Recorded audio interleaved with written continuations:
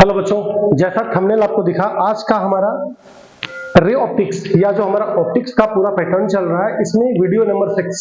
Video number 1 में आपने देखा पूरा काम ऑफ मिरर, जिसे mirror formula, image form by mirror. Second part में हम आपके सामने लेके आए रिफ्रैक्शन। थर्ड पार्ट में आपको मैंने दिखाया टोटल इंटरनल रिफ्लेक्शन, और चौथा पार्ट था मेरा spherical refracting surface and lens formula. पांचवा पार्ट आपका आ रहा है जिसमें हम लोग काम करेंगे lens, image form by lens, lens immersion liquid, power of lens, lens in contact. ये पांचवा पार्ट होगा। और छठा पार्ट में आज हम आपके सामने है prism. Prism, refraction due to prism, prism formula या प्रिज्म से रिलेटेड सारा चीज आपके सामने हम रखने वाले हैं। Video number 6 ray optics. अगर कोई वीडियो आपका छूट गया है और पूरे रे ऑप्टिक्स का आप नोट्स बना रहे हैं, तो बैक जाके आप पूरा पार्ट को एक एक करके देख के पूरा नोट्स कंप्लीट कर सकते हैं। तो हम लोग आज बात करते हैं प्रिज्म क्या होता है। आपने 9th 10th में या 11th 12th किसी भी क्लास में अपने फिजिक्स के लैब में एक प्रिज्म को देखा होगा, जो शीशे का बना होता है, ट्रेंगुलर शेप का। तो वो तो हमारा लेबोरेटरी प्रिज्म है। प्रिज्म किसी शेप का मोहताज नहीं होता है। प्रिज्म एक्चुअली मोहताज होता है कुछ कंडीशन का। कोई भी सब्सटेंस जो कि कुछ कंडीशन को फॉलो करे, अगर वो हमारा वो सब्सटेंस उस कंडीशन को फॉलो करता है, तो वो भी प्रिज्म हो सकता है। प्रिज्म के लिए कोई शेप जिम्मेवार नहीं है कि प्रिज्म हमारा उसी शेप का होता है। प्रिज्म मैं आपको दिखाऊंगा किसी भी शेप का हो सकता है, बशर्ते उसको कुछ कंडीशन फॉलो करना होगा। तो कंडीशन क्या है? ए simple prism is a homogeneous transparent refracting media bounded by at least two non-parallel plane surface inclined at some angle। देखिए, प्रिज्म वो सब्सटेंस होता है जो होमोजीनियस हो, मतलब सब जगह पे डेंसिटी बराबर हो, कहीं हार्ड कहीं सॉफ्ट, कहीं हार्ड कहीं सॉफ्ट नहीं, होमोजीनियस हो, ट्रांसपेरेंट हो, आर पार वाली हो, और उससे रिफ्रैक्शन होती हो, और कम से कम कोई दो सरफेस नॉन पैरेलल हो, मतलब पैरेलल नहीं, नॉन पैरेलल हो, नॉन पैरेलल हो। तो आइए हम लोग प्रिज्म का स्टेटमेंट को देखें, कुछ शेप को हम लोग देखें। Prism. A simple prism is a homogeneous. A simple prism is a homogeneous, transparent, refracting media bounded by at least two non-parallel plane surface inclined at some angle. A simple prism is a homogeneous, transparent, refracting media bounded by at least two non-parallel plane surface inclined at some angle. देखिए, prism इस shape के भी हो सकते हैं, prism हमारे cube shape के भी हो सकते हैं, हमारे क्यूबॉइड भी हो सकते हैं, हेक्सागोनल शेप भी हो सकते हैं, कोन भी हो सकते हैं, कोई ट्रायंगल भी हो सकता है। प्रिज्म कोई भी शेप का हो सकता है, बशर्ते उसको होमोजीनियस होना पड़ेगा, ट्रांसपेरेंट होना पड़ेगा, और रिफ्रैक्शन उससे होना पड़ेगा, और कम से कम दो सरफेस नॉन पैरेलल होना चाहिए। जैसे ये दोनों non parallel, non parallel, non parallel, non parallel, non parallel, non parallel. तो गया प्रिज्म क्या है। अब एक बहुत बड़ा काम है रिफ्रैक्शन ड्यू टू प्रिज्म। हमको एक प्रिज्म से रिफ्रैक्शन करना है, और यहाँ पर एक प्रूफ करके आपको हम देंगे, del plus A is equal to I plus E. जिसमें आपको पहले ही बता दूं डेल क्या है। डेल है एंगल ऑफ डेविएशन, पिक्चर में दिखाऊंगा। ए है प्रिज्म एंगल, आई है एंगल ऑफ इंसिडेंट, और ई है एंगल ऑफ इमर्जन। तो इसको प्रूफ करने के लिए सबसे पहले मैं एक प्रिज्म बना लूं। मैंने एक प्रिज्म लिया, ठीक है, इस पे एक नॉर्मल ड्रॉ करते हैं। नॉर्मल एक रे को लिया जो है मेरा इंसिडेंट रे। अगर ये रे कहीं बेंड नहीं करता, तो ये रे सीधे अगर निकलता, तो इसका सीधे निकलने का डायरेक्शन होता कुछ ऐसा। अगर कहीं बेंड नहीं करता तो, लेकिन ऐसा तो होगा नहीं, क्योंकि जा रहा है एयर से ग्लास में, तो बेंड करेगा। It bend towards the normal, ये बेंड कर गया इधर, ये हो गया रिफ्लेक्टेड रे। बट अब यहां ध्यान दीजिए, अब जा रहा है ग्लास से, निकलेगा एयर में, तो फिर यहां पर बेंड करेगा, यहां होगा अवे फ्रॉम द नॉर्मल। तो एक ट्रायंगल, एक नॉर्मल हम यहां भी बना दें, और यहां हो जाते हैं अवे फ्रॉम नॉर्मल। ये नॉर्मल पहला सरफेस का, नॉर्मल दूसरा सरफेस का, ये हो गया इंसिडेंट रे, ये हो गया डायरेक्शन ऑफ इंसिडेंट रे। ऐसा होता, ये रिफ्रैक्टेड रे, ये इमर्जेंट रे। पिक्चर देख लीजिए। प्रिज्म एंगल में मानता हूं ए, प्रिज्म एंगल हमारा ए है। अब नॉर्मल इंसिडेंट रे के बीच का एंगल आई, और नॉर्मल इमर्जेंट रे के बीच का angle E. Direction of incident रे और इमर्जेंट रे को अगर हम आगे मिला दें, तो यहां पर एक एंगल बनता है, this is angle of deviation, delta. तो what is angle of deviation? The angle between the emergent ray and direction of incident ray. फिर से सुन सकते हैं, the angle between the emergent ray and direction of incident ray is called angle of deviation. इसको मानते हैं delta 1, इधर मानते हैं डेल्टा 2, इसको बोलते हैं R1, इसको बोलते हैं R2। अब ये सारा चीज को आपको फोकस करना होगा, आई E del 1 del 2 R1 R2। अब हमको प्रूफ करना है डिफ्रैक्शन ड्यू टू प्रिज्म में del plus A equal to I plus C. इसके लिए यहाँ पर छोटी ए, छोटी बी, छोटी सी और छोटी डी मान लेता हूं, क्योंकि मैं ट्रायंगल से काम करूंगा, क्वाड्रिलेटरल से काम करूंगा, और यहाँ पर ई ले लेते हैं। अब थोड़ा पिक्चर को गौर करके देखें। इन ट्रायंगल EBD में let a simple prism of angle A is the prism angle, A is the prism angle, जो हमारा प्रिज्म एंगल ए है। तो इन ट्रायंगल, अगर हम इन ट्रायंगल EBD में जाए, in triangle EBD exterior angle corresponding interior angle के सम के बराबर होता है, यानी कि del is equal to del 1 plus del 2। यहां पे देखिए del is equal to del 1 plus del 2। अब यहां देखते हैं अगर हम लोग, तो I is equal to del 1 plus R1 कर सकते हैं। ये vertically opposite this angle is equal to this angle, पूरा ये पूरा एंगल के बराबर। तो I is equal to del 1 plus R1। तो यहां से डेल 1 को निकाल लेते हैं, डेल 1 प्लस R1। तो यहां से डेल 1 को निकालते हैं, del 1 is equal to I minus R1। और इस फेस से हम लोग डेल 2 को निकाल लेते हैं, तो del 2 is equal to E minus R2। अब जो डेल 1 डेल 2 निकला उसको यहां पर रिप्लेस कर देते हैं, तो del is equal to del 1 के जगह पे हम लोग क्या लाने वाले हैं, I minus R1 plus del 2 की जगह पे E माइनस R2। इसको लिख सकते हैं del is equal to I plus E minus R1 plus R2, minus को कॉमन लेके। अब यहाँ पे इसको लॉक कर दीजिए। लॉक करने के बाद अब दो ट्रायंगल और क्वाड्रिलेटरल में हम लोग खेलते हैं जाके। गौर करें, ABCD इन क्वाड्रिलेटरल ABCD किसी चतुर्भुज के क्वाड्रिलेटरल के चारों एंगल का सम 360। तो यहां लेते हैं angle A plus angle ABC, angle ABC plus angle BCD plus angle CDA, angle CDA is equal to कितना, 360। ये 360 के इक्वल टू होने वाला है, बट ABC और CDA ये दोनों 90 का है, क्योंकि इस सरफेस पे नॉर्मल का एंगल हमने लिया ABC। तो एंगल A प्लस ये हो गया 90, क्योंकि सरफेस के साथ नॉर्मल है। एंगल BCD को छोड़ देते हैं और ये हो गया 90, क्योंकि एंगल CDA नॉर्मल के साथ है, सरफेस 90, ये हमारा 360। अब अगर यहाँ 90 180 से अगर 360 घटा दे तो angle A plus angle BCD is equal to कितना, 180, इक्वेशन नंबर 1। अब एक छोटा सा ट्रायंगल में चलते हैं। इन ट्रायंगल BCD, गौर कीजिए, BCD किसी त्रिभुज के तीनों कोणों का योग 360 डिग्री, तो R1 plus angle BCD plus angle R2 is equal to कितना, 180, इक्वेशन नंबर 2।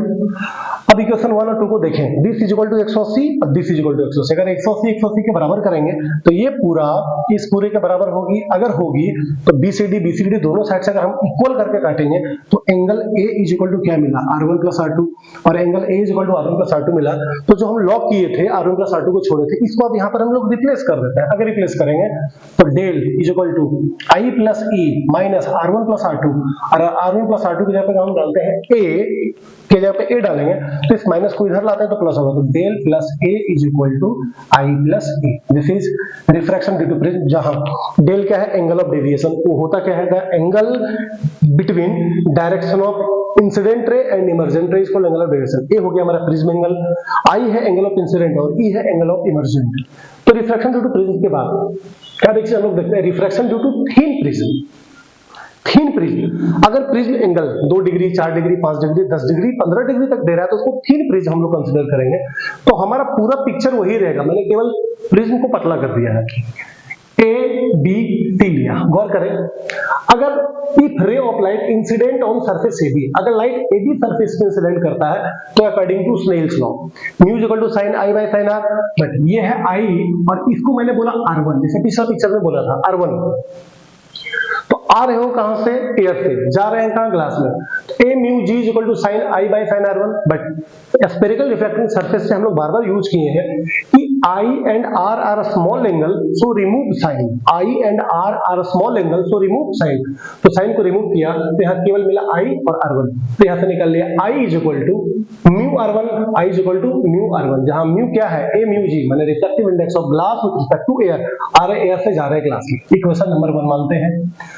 अब हम है ग्लास में, निकल रहे हैं एयर में, तो when ray pass from glass to air, then glass to air, g mu a, this is equal to sin r2 by sin e, sin r2 by sin e, sin r2 by sin e। अब यहां पर एक चीज देखें, ये है g mu a और हम लोग ऊपर लिए थे a mu g, तो यहां पर रिवर्सिबिलिटी लगाते हैं। आप सुने हैं 1 mu 2 is equal to 1 by 2 mu 1, ऐसा हम लोग करते हैं according to the principle of reversibility. तो जहां पर ग्लास म्यू एयर है, यहां पर मैंने कर दिया एयर म्यू ग्लास, और इस वाला पार्ट मैंने फ्लिप किया, पलटी कर दिया, तो R2 ऊपर है, देखो R2 आ गई हमारे नीचे, तो यहां से E निकाल लेते हैं, E is equal to mu R2। अब म्यू कहने का मतलब है फिर से हो गया a म्यू g, क्योंकि मैंने तो जानबूझ के पलटी किया, रिवर्सिबिलिटी लगा के यहां पलटी किया अकॉर्डिंग टू रिवर्सिबिलिटी, यहां से निकल गया E, equation number 2, E is equal to mu R2। अब I और E का वैल्यू को हम लोग पुट कर देते हैं उस फॉर्मूला में जो भी हम लोग पीछे प्रूफ किए थे, putting value of I and E in del plus A is equal to I plus A। तो डेल प्लस A, I की जगह पे हम लोग क्या निकाले हैं, I की जगह पे हम लोग निकाले म्यू R1, और E की जगह पे निकाले म्यू R2, और ये दोनों म्यू जो है A म्यू G ही है। अब यहां से म्यू को कॉमन लेते हैं, यह मिला R1 प्लस R2, और R1 प्लस R2 की जगह पे हम लोग प्रूफ कर चुके हैं ऑलरेडी A, तो यह मिला A, और इस A को इधर भेजते हैं तो हो गया del is equal to mu A minus A, यहां से A कॉमन लेंगे तो del is equal to A into mu minus 1, यानी del is equal to mu minus 1 into A। It is refraction due to thin prism, refraction due to thin prism. Next एक case है minimum deviation क्या होता है। देखिए, अगर रे उसी लाइन में रहता जिस लाइन से वो जा रहा था तो इसमें कोई डेविएशन नहीं है, लेकिन अपने पाथ से वो जितना हटा, जा रहा है ऐसे, लेकिन उसको जाना पड़ा ऐसे, तो जितना मेरा हाथ नीचे गिर रहा है ये होता है डेविएशन। तो ये डेविएशन मिनिमम कब होगा, तो अगर मान लिया जाए उसी लाइन में और निकल भी जाए उसी लाइन से, तो हम लोग कह सकते हैं डेविएशन मिनिमम है। तो एंगल ऑफ डेविएशन या तो deviation depend upon angle of incident, angle of incident angle of deviation depend करता है, मतलब angle of incident angle of deviation depend करता है। अगर एंगल ऑफ इंसिडेंट को हम लोग बड़ा करते हैं तो डेविएशन हमारी धीरे धीरे घटेगी। इस ग्राफ को देखते हैं, इस पे लिया मैंने एंगल ऑफ इंसिडेंट, इस पे है मेरा डेविएशन। अगर एंगल ऑफ इस पे लिया एंगल ऑफ इंसिडेंट, अगर एंगल ऑफ इंसिडेंट धीरे धीरे बढ़ रही है तो डेविएशन घट रही है।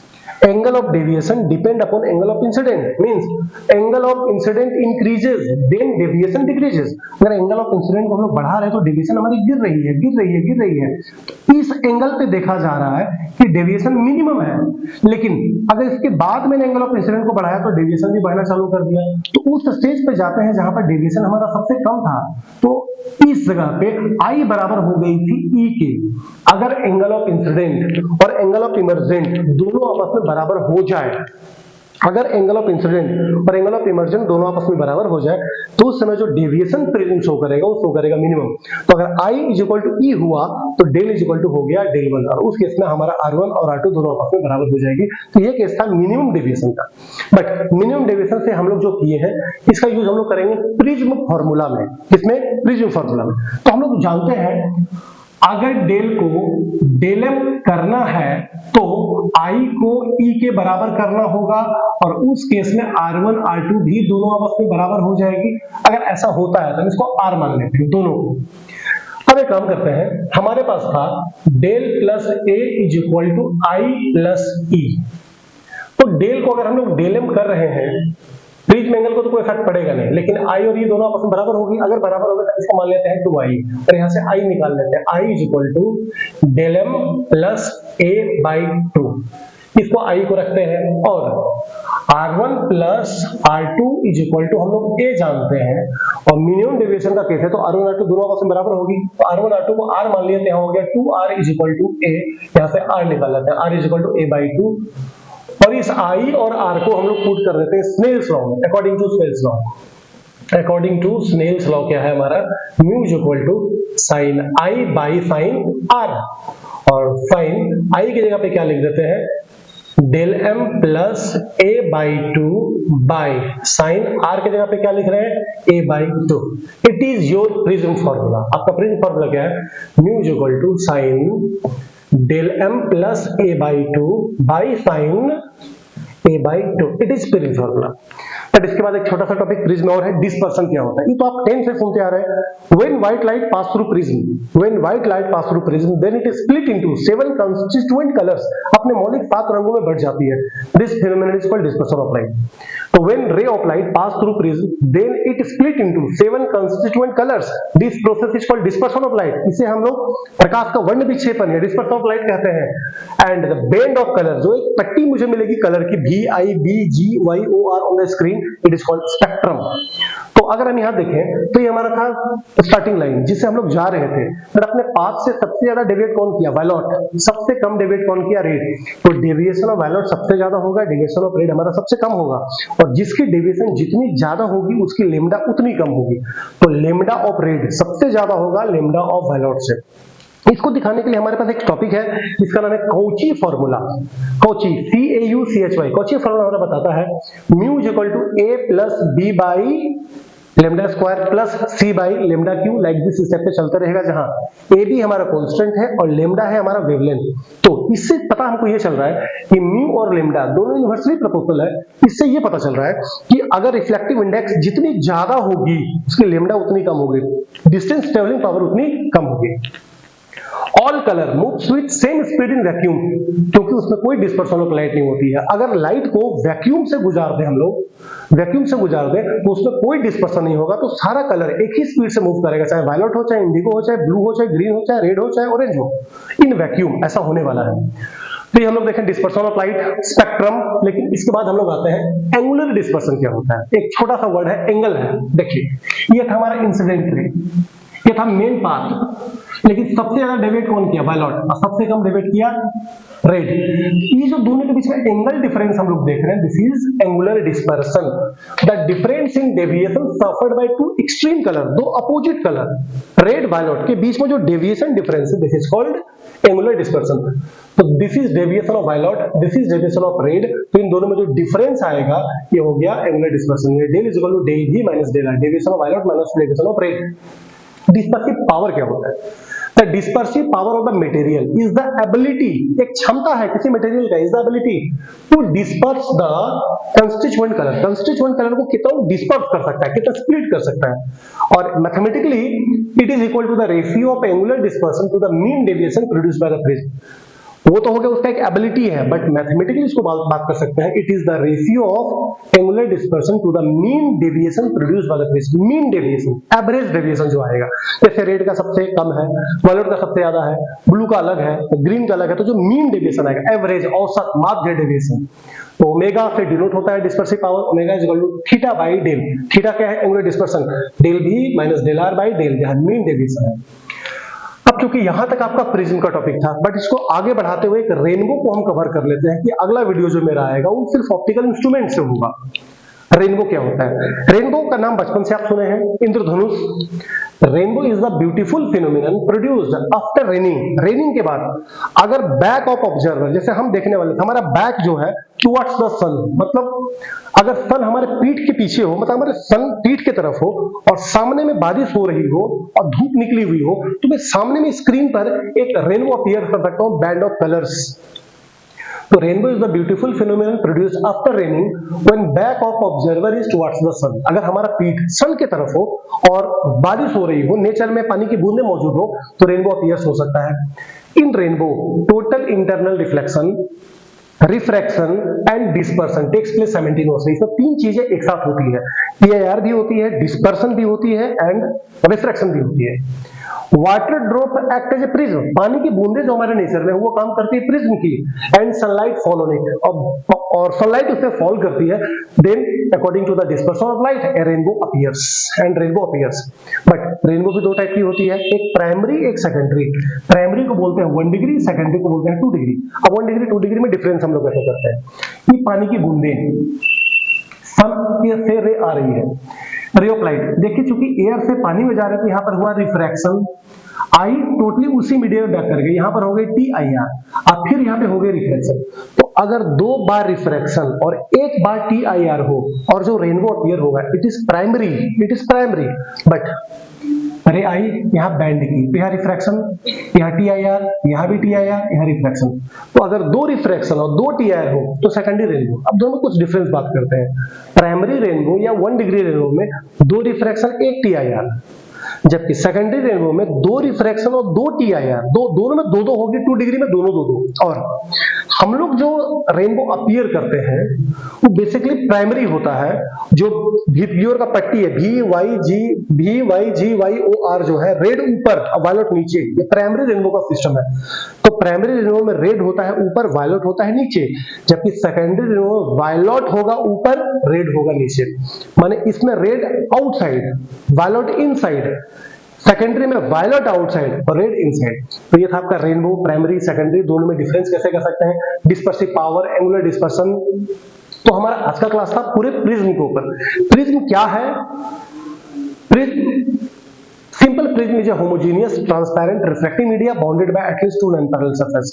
फिर refraction due to prism formula, refraction due to thin prism. तो नेक्स्ट वीडियो जो ऑप्टिक्स का आपका वीडियो नंबर 7 आएगा, उसमें हम थोड़ा सा लेके आने वाले हैं आपका, उसको क्या बोलते हैं, स्कैटरिंग ऑफ लाइट, और उसके बाद फिर optical instrument, compound microscope, telescope. तो wait for next video. Thank you.